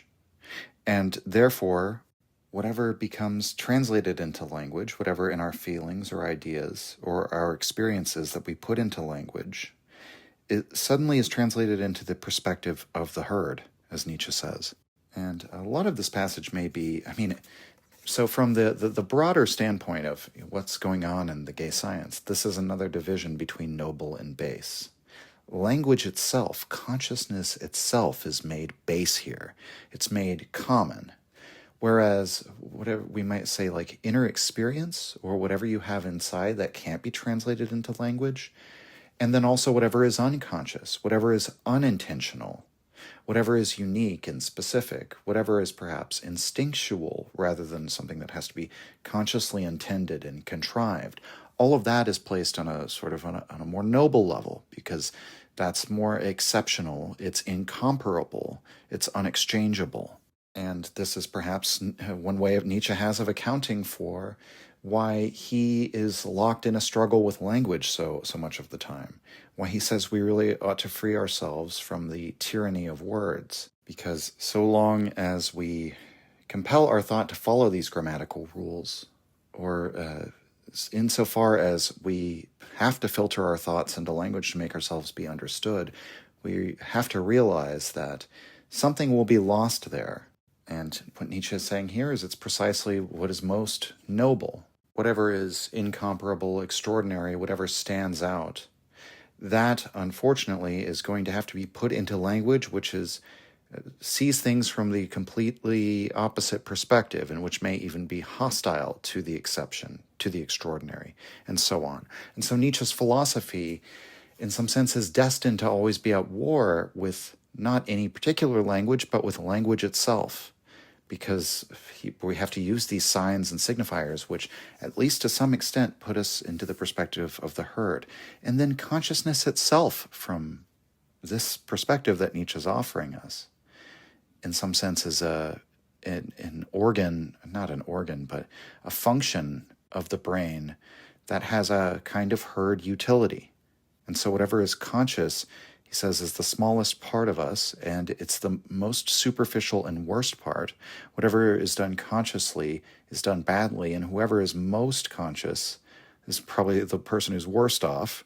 He says, you can see in Europe today how the most conscious people seem to be worst off. And I think we can get a clear sense of what he means by this just with the phrase self-conscious. When you say I'm incredibly conscious, I mean, well, that's a rather pretentious thing to say, but if somebody were to say that has kind of a positive, self-aggrandizing sense to it. If you say, I'm feeling rather self-conscious, that conveys a sense of a kind of social angst. I mean, really, it's a kind of embarrassment or anxiety about the way that you are seen, and it's like you're put into the perspective of a spectator of yourself. You're seeing yourself in the mirror. You're imagining or modeling how other people see you, and that's what it feels like to be self-conscious. And then, I keep kind of making these offhand references to Hegel, but it's interesting because you could see it as a very Hegelian point as well, that consciousness doesn't just have this individual utility. It's not there because it gives us an advantage on the individual level. Not only does it develop as part of this relational process, but the significance of consciousness has to do with recognition. But yeah, incredibly important passage. This line, this is the essence of phenomenalism and perspectivism, as I understand them. That consciousness, the world of which we can become conscious, is only a surface and sign world. That right there not only anticipates the whole of what is called postmodernism, but if you want to understand Nietzsche's perspectivism, this cuts to the essence of it right here. Language is a surface world and a sign world, and because consciousness exists for language, so too is consciousness. And therefore, if you want to understand a perspective, you have to look to what is beneath, the instincts. That's why Nietzsche is always asking, what instincts are driving this person? What is the moral or immoral germ at which they are aimed? What is the drive? What drive is speaking here? Because whatever language it gets translated into, if you start thinking that there's truth in the language and that it's there to describe the world or something like this, or that truth can be pursued through language, and if you properly organize your concepts in the right way, your table of categories, and so on, that this will constitute the pursuit of truth. Nietzsche says, no, it's psychology is the route to the most fundamental questions. And so if you want to learn more about this passage, as I said, there's a whole episode on it. Also, the recent episode on Cassirer and Wittgenstein and Nietzsche, kind of synthesizing their views on language, that becomes very relevant, and also cross-referencing this passage with On Truth and Lies in the Non-Moral Sense is very helpful as well. So with that, we will move on. 355, quote, "The origin of our concept of knowledge. I take this explanation from the street. I heard one of the common people say, 'He knew me right away.' Then I asked myself, what is it that the common people take for knowledge? What do they want when they want knowledge? Nothing more than this. Something strange is to be reduced to something familiar. And we philosophers, have we really meant more than this when we have spoken of knowledge? What is familiar means what we are used to, so that we no longer marvel at it. Our everyday, some rule in which we are stuck, anything at all in which we feel at home. Look, isn't our need for knowledge precisely this need for the familiar, the will to uncover under everything strange, unusual, and questionable, something that no longer disturbs us? Is it not the instinct of fear that bids us to know? And is the jubilation of those who attain knowledge not the jubilation over the restoration of a sense of security?" End quote, and just a brief interjection here. So the instinct of fear is behind the will to know. H.P. Lovecraft, in his essay on supernatural horror in literature, opens it with saying that the strongest emotion is fear, and the strongest form of fear is fear of the unknown. In a way, this is another sort of experimental passage, because Nietzsche is giving us yet another angle on the pursuit of knowledge, or the will to truth. A little bit different from the way he's presented the will to truth as the will to power in the past, or in other passages.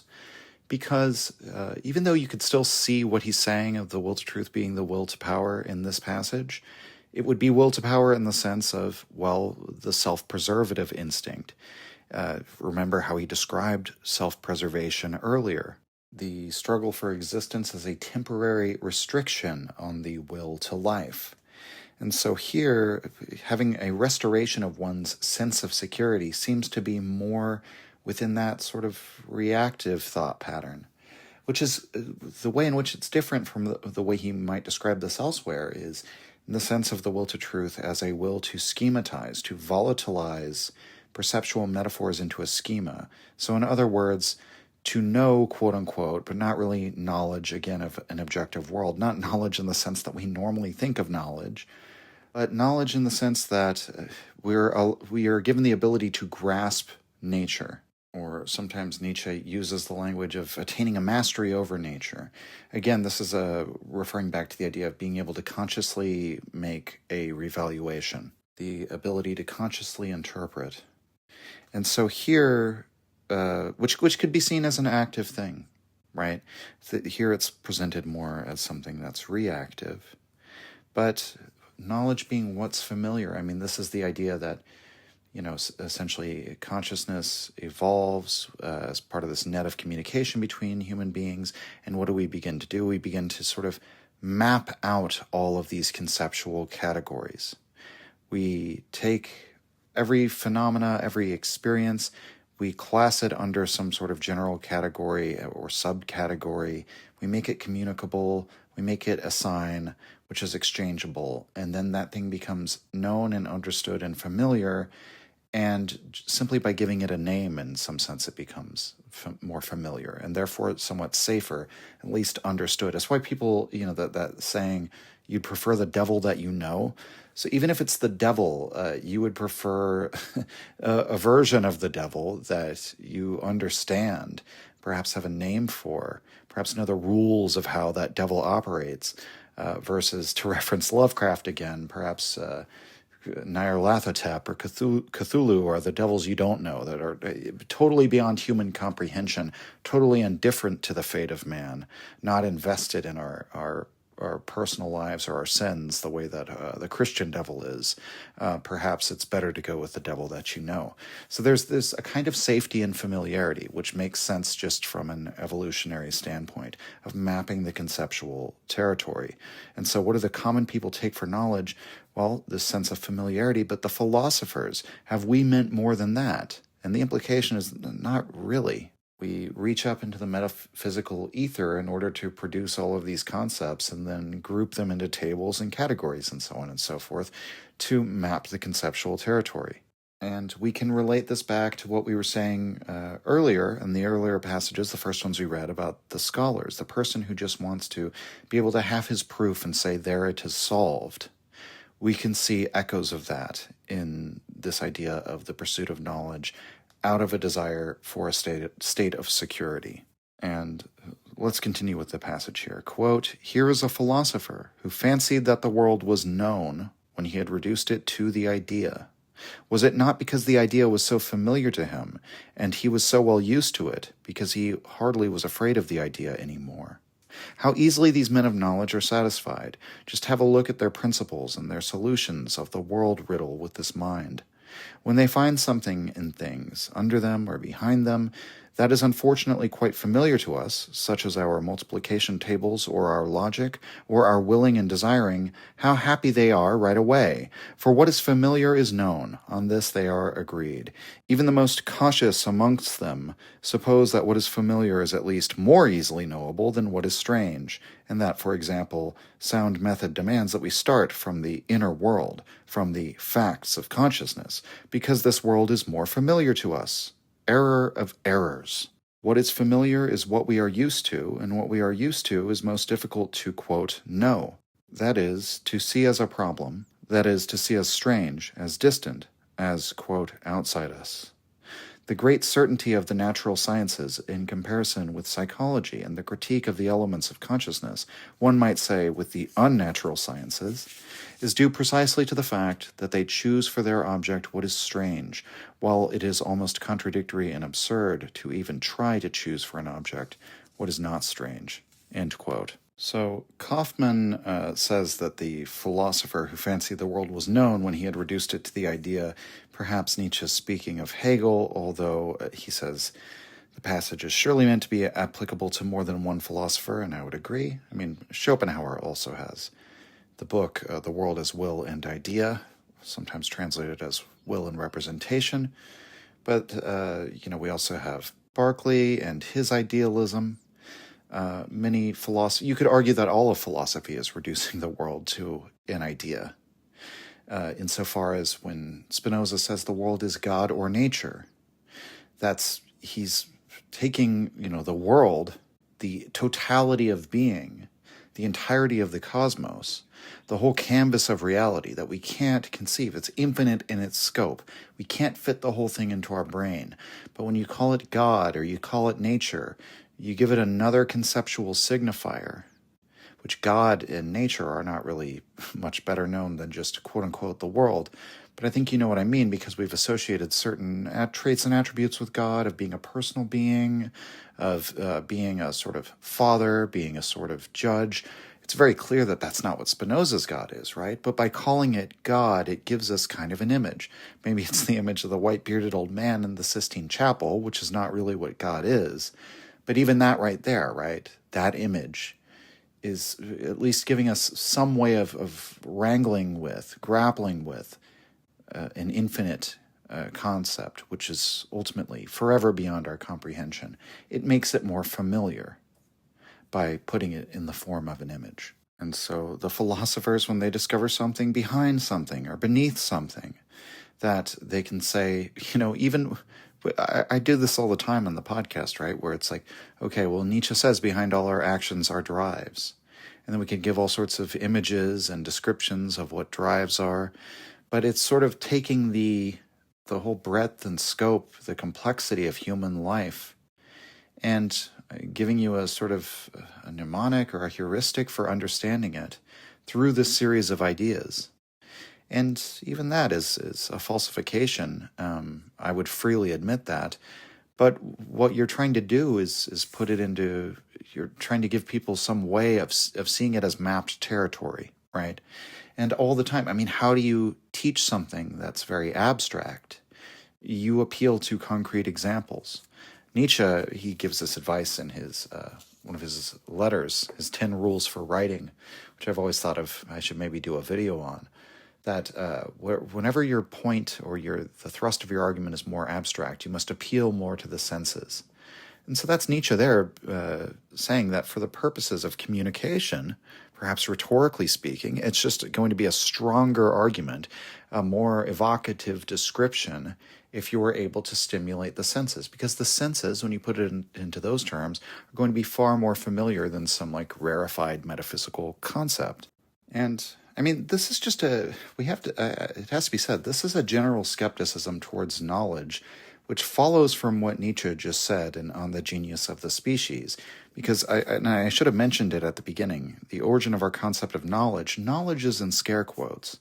So knowledge, in the sense of discovering absolute truths, enduring truths, non-perspectival truths, penetrating to the thing in itself, that's not what consciousness does. It's not what language does.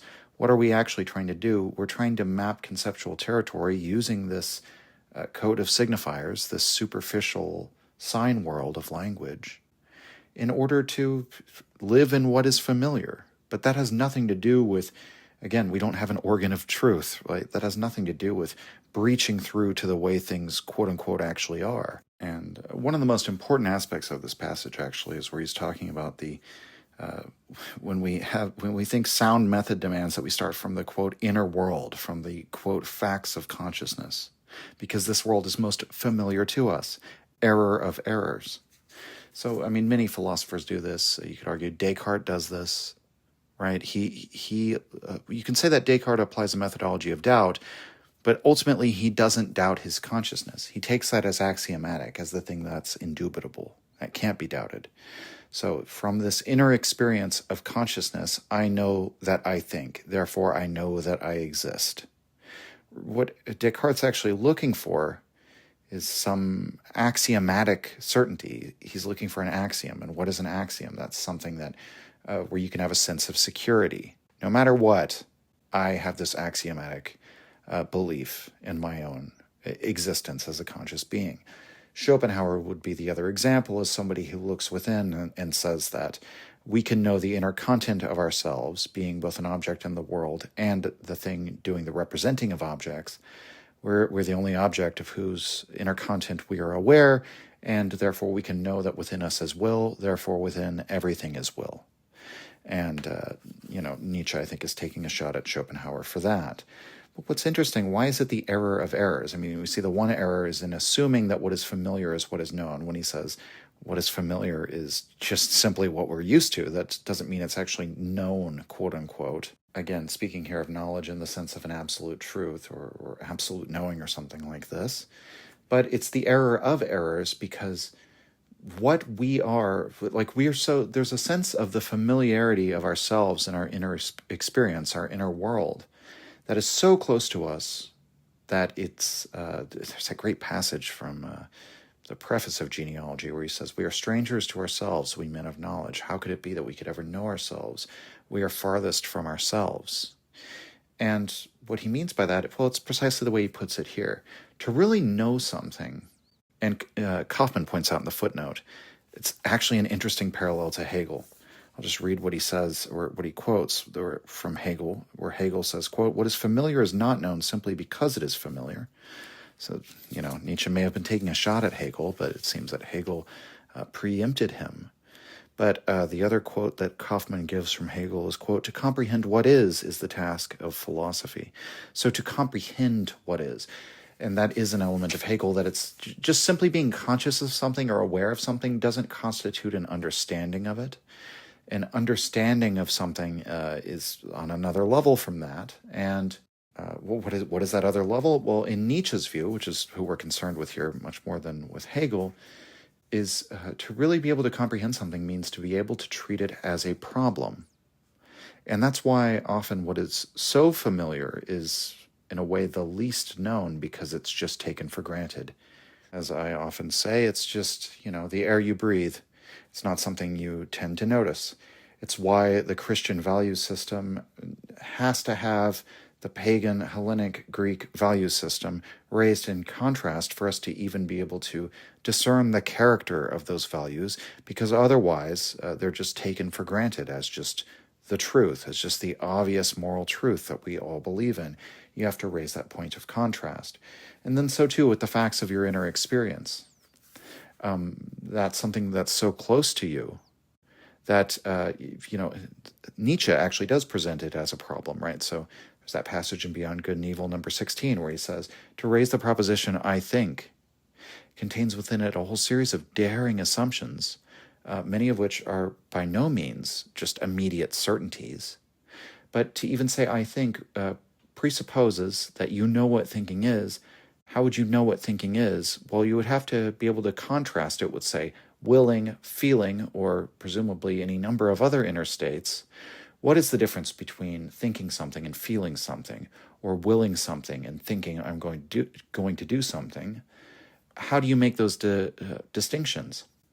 And Nietzsche anticipates Wittgenstein in this, because we're talking about how we discern when we feel a distinct inner state. The whole reason for making these distinctions, for putting them into our language, the reason why we have these distinctions in our code of signifiers, is for the purposes of communication. But Wittgenstein says our language, it's not there to convey our private inner sensations, or rather, to the extent that it does so, it adapted to do this in order to facilitate forms of life, and in order to facilitate the language games, such that if you had a sensation that there was no word for, it would be very difficult to actually record instances of that sensation, because you would have to rely just strictly on your own memory. And then every time you had the sensation, if you were to write it down with some sign, could you really be certain that it wasn't some other sensation? Because you don't have any objective standard outward criteria by which to measure whether you're having the right sensation. So in any case, to get back to the point, when we start from these inner facts of consciousness, oftentimes we're just looking for some sort of certainty, some sort of axiom, so that we can then, map the territory, gain knowledge, regain a state of security. But the pursuit of knowledge, as Nietzsche has been sketching it out here, is that in order to make something the object of your comprehension, you have to experience it as something strange, as distant, as outside of yourself, outside of your understanding. You have to make it questionable, treat it as a problem, before it can really be known. And so Nietzsche suggests an advantage of the natural sciences, why they're able to achieve this great certainty. They're pitching themselves out into a world that is certainly outside, that is certainly strange, is not the human world. Looking down with a microscope into the world of particles certainly is nothing familiar to us, certainly nothing resembling what we already know. And the disadvantage of psychology, as he says, the critique of the elements of consciousness, the unnatural sciences, is that they try to choose for an object what is not strange, what is so close to us that it almost can't be treated as a problem. And that, even when you tell people all of these things about the unconscious and drive, psychology, and the inadequacy of language to convey what's in the depths, whatever is peculiar, extraordinary, specific, exceptional, that the conscious world is a surface and sign world, and that there's this whole vast ocean of strange motivations and instincts roiling beneath the surface. It's almost it almost is unbelievable, right? Or we can intellectually understand, but it's very hard for people to even comprehend how to apply this in their lives, or how it affects what they do or what they think, because it seems so far from their immediate and familiar experience of themselves as a sovereign, thinking, rational being. Like, that's very hard to think outside of that certainty that I am a rational being in control of myself, because that seems like such an immediate and undeniable fact, an inner fact, an axiom that I can rely on. And Nietzsche says that's why psychology is such a troublesome thing. All right, we've been going for a long time, so I think we're going to call it here. And I just love Book 5 of The Gay Science. I love this whole book. It's probably, I would say Beyond Good and Evil is still my favorite, but I think that The Gay Science has taken the number 2 slot, or maybe it's tied. Probably over and above Birth of Tragedy or any of the other entries. I don't know. It has everything. It has really everything you need to understand Nietzsche's philosophy. I'm more and more firm in that conviction the more that I read this book. The more it becomes familiar to me now on my fifth read through or whatever it might be. But thank you very much for joining me. We'll be back again next time for the next installment of the Gay Science Book 5. Amor Fati, signing off. If you enjoyed the Nietzsche podcast or found it helpful, you can visit us and support the show at patreon.com/untimely-reflections. The link is in the description. Or just share the show with any of your friends that you think might enjoy it or on social media. Thank you for your support.